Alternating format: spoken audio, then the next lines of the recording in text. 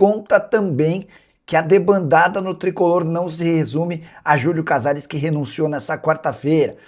E Júlio Casares acaba de entregar sua carta de renúncia à presidência do São Paulo. O vídeo de hoje do canal do Nicola traz mais detalhes sobre o tema. Fala aí, pessoal, sou Jorge Nicola, bem-vindos a mais um vídeo do canal. Sempre bom ter vocês por aqui. Sem perder tempo, pedir para deixar like, se inscrever no canal e ativar as notificações. E tem debandada no São Paulo depois da renúncia de Júlio Casares, anunciada no final da tarde dessa quarta-feira.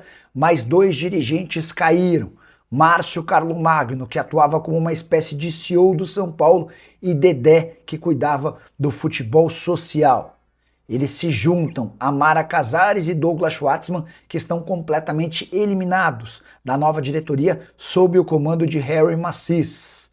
A ideia do novo presidente é não fazer mais grandes mexidas, mas ele entendia que era importante que essas alterações de pessoas muito próximas a Júlio Casares e que em algum momento tiveram seus nomes envolvidos em escândalos como aqueles do camarote pudessem não fazer mais parte do tricolor.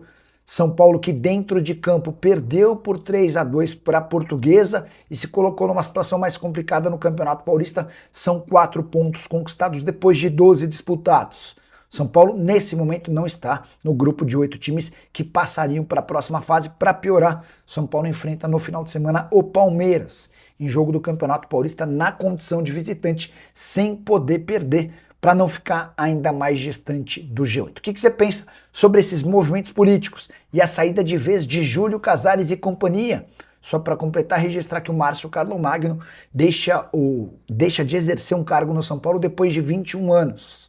Ele era o CEO do clube, mas havia começado lá no departamento de futebol social como assessor, tendo passado por administração do estádio, diretor de planejamento, assessor da presidência, até chegar ao cargo de superintendente geral do São Paulo. Quero falar agora sobre Júlio Casares.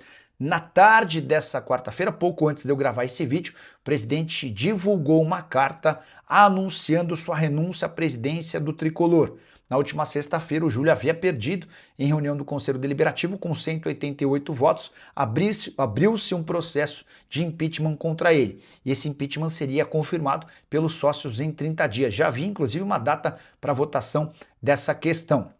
Diante desse cenário e com a investigação policial apertando o cerco, o Júlio escreveu o seguinte, abre aspas, renuncio à presidência para preservar minha saúde e proteger minha família. Ao São Paulo, meu amor de infância e da minha vida, jamais renunciarei. Renuncio sim ao ambiente de conspiração, distorções, mentiras e disputas de poder que ultrapassaram os limites democráticos e tentaram manchar trajetórias, biografias e a própria história do clube. Despeço-me com respeito, gratidão e amor permanente por essa instituição que sempre honrarei. Importante registrar que nessa quarta-feira, antes dessa carta de renúncia, houve uma operação da Polícia Civil nas casas de Mara Casares, Douglas Schwartzman e Adriana Prado, por conta daquele episódio envolvendo a venda de camarotes. Apreenderam, por exemplo, na casa da Mara Casares, documentos, computadores e R$20 mil em dinheiro. O promotor do caso disse em entrevista nessa quarta-feira o seguinte, abre aspas, já conseguimos fazer uma primeira avaliação e tomamos pé de coisas que confirmam o que nós já sabíamos. O esquema de arrecadação e prejuízo para o São Paulo abrange um período de tempo muito maior e com mais pessoas do que a gente supunha. E aqui vem a parte mais importante. Em resumo, o estádio do Morumbi foi transformado numa gigantesca máquina de caça-níqueis. Como você vê toda essa história, já usa o espaço para comentário e registra a sua opinião. Beleza? Rafael Machado. Boa noite, Nicola. O São Paulo vai fechar com o argentino. Rafa, você está perguntando sobre o Kevin Zenon ou sobre o Julian Fernandes? Sobre o Zenon, ontem chegaram a especular que o Zenon estava indo para o Alavés. A TIC Sports, uma emissora de TV argentina, afirmou que o Zenon optou por não ir. Tá? Ele não gostou das cifras oferecidas pelo Alavés e decidiu, pelo menos momentaneamente, ficar no Boca Juniors. É mais uma possibilidade que se abre para o São Paulo, embora a primeira oferta do São Paulo ao Boca Juniors também já tenha sido recusada. Em relação ao Julian Fernandes, a primeira proposta do São Paulo de empréstimo com opção de compra já foi feita. Hugo Cruz, Tomás Martins, Pelica, Zenon, melou com Alavés e Fernandes perto, melou mesmo, né? Isso eu estava contando para vocês, foi até uma notícia que a TIC publicou. Deixa eu ver essa história do Fernandes, se o Fernandes está perto.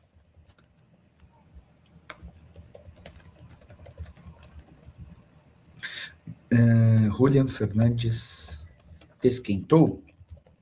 Deixa eu trazer só uma outra atualização de hoje cedo. Estava conversando com essa fonte do São Paulo, às 9h10 da manhã, tá? Aí eu perguntei assim, ó,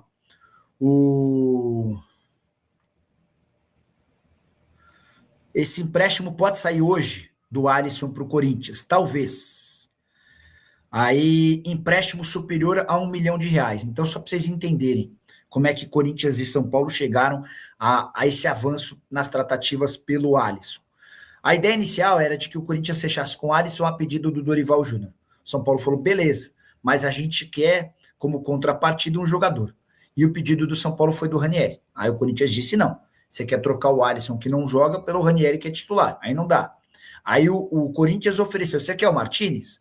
O São Paulo disse não. Jogador super indisciplinado, vários problemas, não queremos, tá fora. Beleza. Vamos tentar pensar em outros nomes. E até que o Crespo, depois do empate 1-1 entre os times, disse, olha, do Corinthians eu não quero ninguém. A partir daí, e com a insistência do Corinthians em contratar o Alisson, que não vem sendo nem relacionado, o São Paulo colocou um preço. Cerca de 1.300.000, 1.400.000 reais. Eu até cheguei a perguntar para essa minha fonte se chegava a 2 milhões de reais, a pessoa disse que não. Empréstimo superior a 1 milhão de reais. Foi essa a forma como essa pessoa descreveu, tá? E os clubes se acertaram, os últimos detalhes estão sendo resolvidos. Vai haver um valor de multa caso o Corinthians queira utilizar o Alisson em jogos contra o São Paulo. Há também uma programação, uma meta a ser batida. Se essa meta for batida, o São Paulo, o Corinthians passa a ser obrigado a contratar o atleta. Sobre o Fernandes, né, que vocês estão perguntando aqui, acabou de me responder, eu mandei assim, Julian Fernandes esquentou, a resposta agora, 19h49, por enquanto tá frio, tá? Então se tem alguém falando que tá quente, vai de encontro com a informação agora dessa fonte aqui. O Edson Pinheiro, membro do canal do Nicola e torcedor do São Paulo. O senhor Jorge Nicola está regando. Não quer apostar no próprio time na pior fase da história do São Paulo. Bora, Pelicano, valendo uma camisa oficial. Só tem malandro aqui, quer ver? Ó? O Edson Pinheiro, que é meu amigo e que tem presença confirmada no encontro de membros que a gente vai marcar para março, ele está tentando me convencer desde domingo, sei lá desde que dia, para a gente fazer uma aposta para amanhã. Amanhã tem São Paulo e Portuguesa. O time do São Paulo, que venceu o São Bernardo e quase venceu o Corinthians. A Portuguesa que só conseguiu ganhar do Velo Clube na Bacia das Almas com enorme dificuldade. Tá? E o jogo é no Morumbi. E ele quer apostar uma camisa oficial. Assim. Os caras querem ganhar de mim a qualquer custo. Aí eu falei, não dá, Edson. Como é que eu vou apostar com você, eu na Portuguesa, você no São Paulo? Tá bom, ó, Edson, eu aceito a sua aposta se você me der vitória da Lusa, empate ou derrota da Lusa por até 2 gols. Ou seja, você ganha se o São Paulo vencer por 3 ou mais gols de diferença. Aí você fala, Nicolai, ficou muito forte, né? Vou te mostrar por que não. Últimos jogos entre São Paulo e Portuguesa, quer ver, ó? H2H.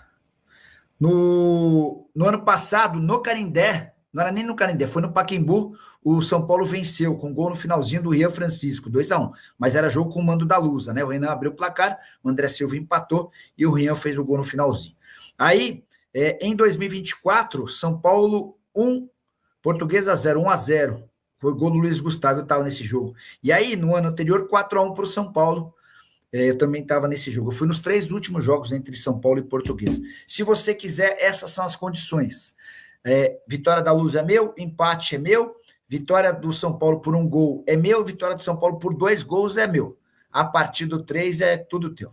E o Corinthians está tentando atravessar o São Paulo para ficar com um dos destaques da Copa São Paulo de Juniores. Eu me refiro a Luiz Fernando, lateral e ponta, de 19 anos de idade, que tem feito grande participação com a camisa do Ibrachina na Copinha.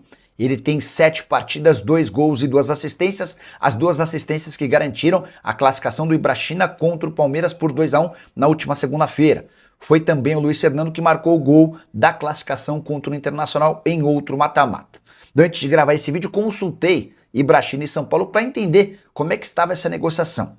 Antes da Copinha, São Paulo e Ibrachina fecharam um contrato de empréstimo com opção de compra. Esse contrato está assinado, mas não foi confirmado pelo BID, Boletim Informativo Diário, no momento do acordo e da assinatura, vale a lembrança, a janela de transferência estava fechada.